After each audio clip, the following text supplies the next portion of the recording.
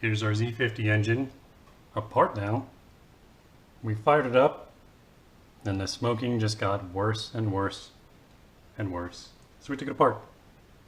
What do we see?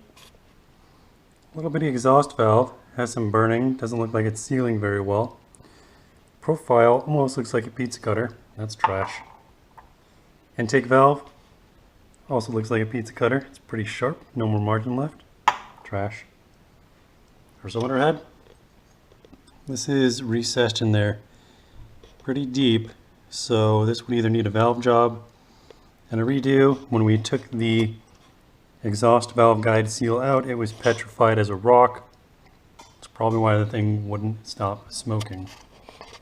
What are we going to do? Easy. So what do? We ordered up one of the TB Parts 88cc kits with the race head. This is just a normal race head, not the V2.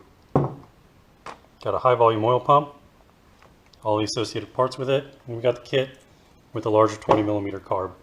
We were going to replace the carb anyway.